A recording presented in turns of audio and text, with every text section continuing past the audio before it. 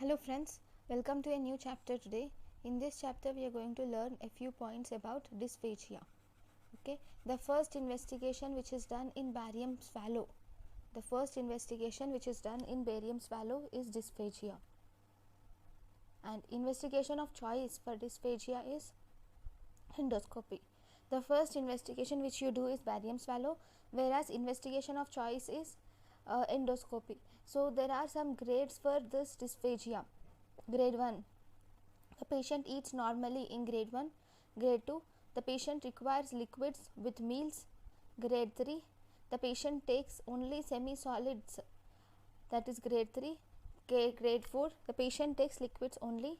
Grade 5, he is unable to take liquids but swallows the saliva. Grade 6, he is unable to swallow his own saliva. So these are the 6 grades of dysphagia. What are they? Grade 1, the person eats normally. Grade 2, he requires liquids with meals. Grade 3, takes only semi-solid foods. Grade 4, takes liquids only. Grade 5, unable to take liquids but swallow saliva. Grade 6, unable to swallow his own saliva. So then what are the types of this dysphagia? Types of dysphagia can be divided into two types. We have non-progressive dysphagia and second we have progressive dysphagia. In progressive dysphagia we have benign corrosive strictures. They are small progressive dysphagia. These strictures will progress over months to years. Then we have malignant corrosive strictures.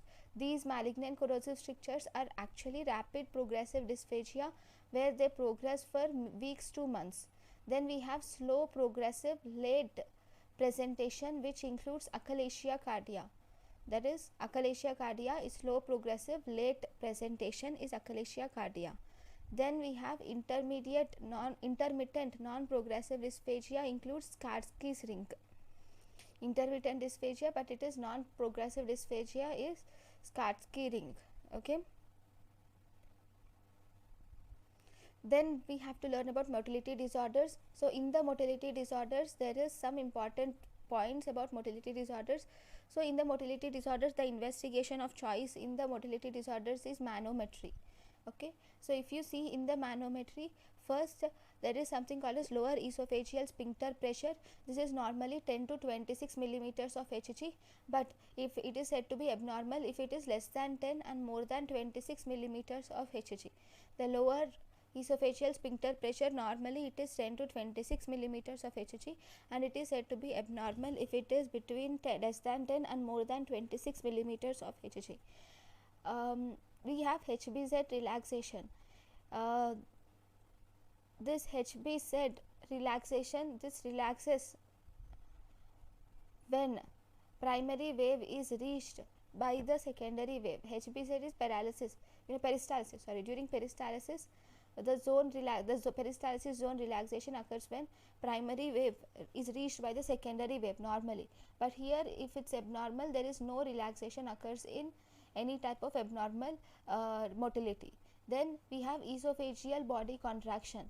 Esophageal body contraction occurs mainly by the primary waves normally, but in abnormal state it occurs when more than 10 aperistaltic waves are used. Then this causes abnormal contraction. Then we have amplitude. Amplitude of contraction is 30 to 140 millimeters of Hg. In a manometry, amplitude of contraction is 30 to 140 millimeters of Hg, but in abnormal state it is less than 30 and more than 140 millimeters of Hg. Normally amplitude is less than 30, more than 140 millimeters of Hg, but here normally it is 130 to 140 millimeters of Hg. If it's abnormal motility, it is less than 30 and more than 140 millimeters of Hg. Then if you see duration of waves are 2 to 10 seconds normally. They can be more than 15 seconds also if there is abnormal. Then if you pick up waveforms can be single or double peaked waveforms. Waveforms can be mainly single or double peaked waveforms that normally, but in abnormally we can see abnormal multi peaked waveforms can be seen in abnormal conditions. In abnormal conditions you can see abnormal and multi peaked waveforms can be seen. Then we have additional contraction.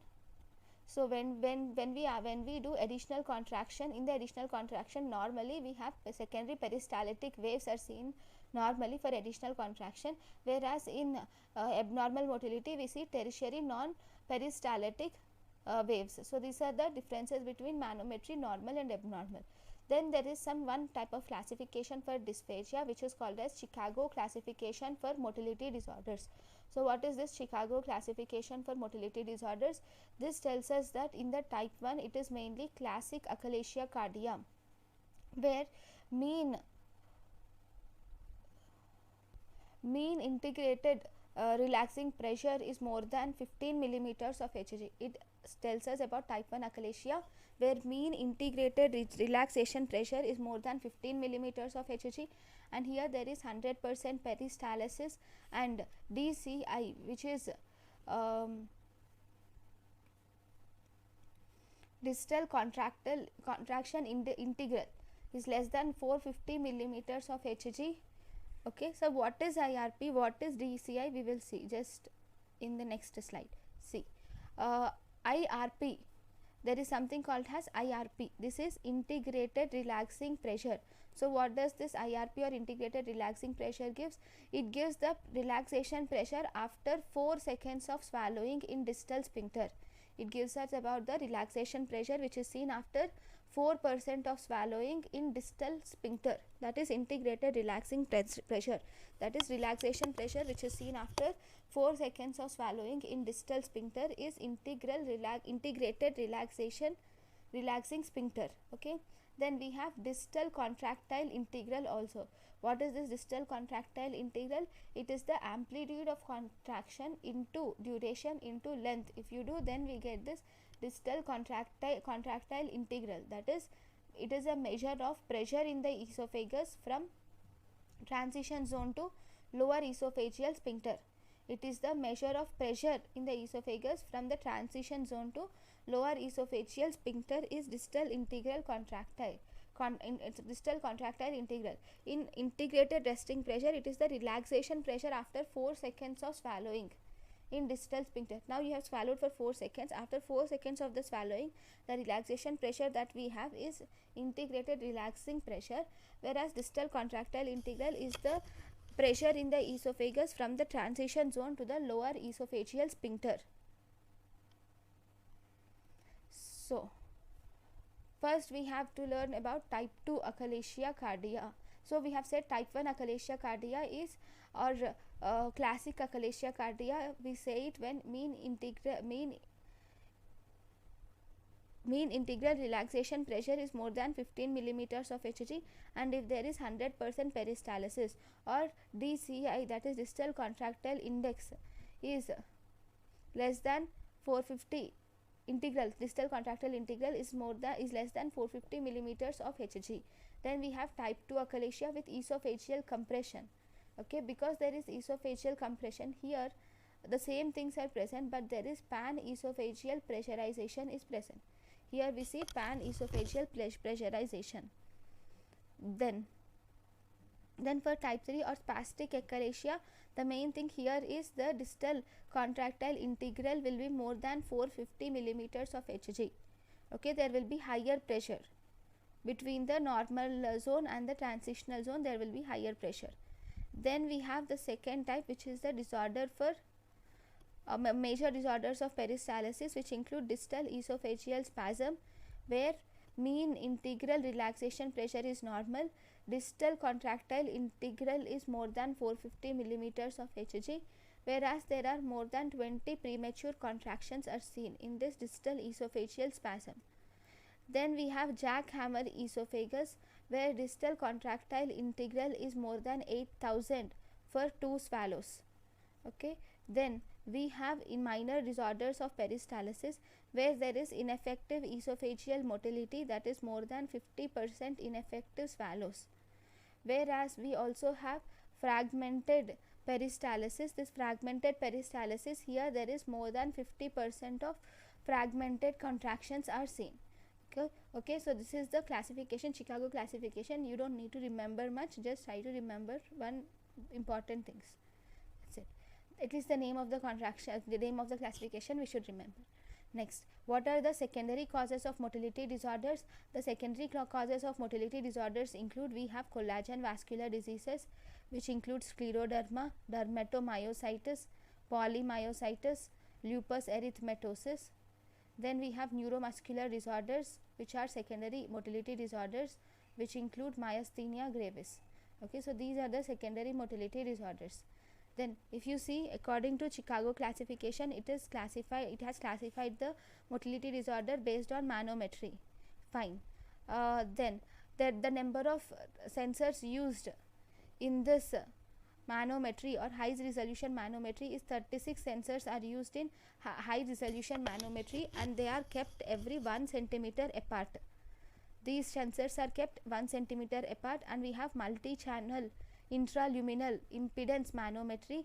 This multi-channel intraluminal impedance manometry is actually the investigation of choice for diagnosis of GERD. It helps to differentiate between acid and non-acid. It helps to differentiate between acid and non-acid reflex. It also is the investigation of choice of a GERD in patients on proton pump inhibitors. So what is this? This is multi-channel intraluminal impedance manometry, which is the investigation of choice for diagnosis of GERD. Helps to differentiate acid and non-acid reflexes. Investigation of choice to detect GERD in patients on proton pump inhibitors. Then what is diffuse esophageal spasm? There is something called as diffuse esophageal spasm. This diffuse esophageal spasm, if you see, it is 5 times less commoner than achalasia cardia. This is 5 times less common than achalasia cardia. It is most commonly seen in females than in males. Here we have manometry. The manometry in diffuse esophageal spasm is mainly multiphasic. Here the manometry you see is multiphasic, repetitive and high amplitude contractions. In diffuse esophageal spasm, though it is less commoner than achalasia, it is a condition where the esophagus gives lots of contractions with high amplitude. Okay, this is mainly precipitated by either emotional stress or cold liquids or foods. It is precipitated by emotional stress, cold liquids and foods. Here we mainly see chest pain with dysphagia. Then there is regurgitation of saliva is also seen sometimes. Then if you do barium swallow, I'll show you the picture. If you do a barium study, you will see corkscrew esophagus or pseudo diverticulum is seen. And on manometry you see high amplitude, that is 120 millimeters of Hg, or duration you see more than 2.5 seconds. That means there will on manometry you will see peristalsis, which measures which has the amplitude of 120 millimeters of Hg and a duration of more than 2.5 seconds. Then if you see the treatment is for this, if there is primary medical treatment and psychological counseling is important. So first this shows primary medical treatment. Okay, in the primary medical treatment and psychiatric counseling, we can give nitrates, calcium channel blockers, sedatives, anticholinergic peppermints can be given. And then you can also do esophageal dilatation using a Bowdke up to 50 to 60 Francium pressure, which with 50 to 60 FR pressure you can do esophageal dilatation.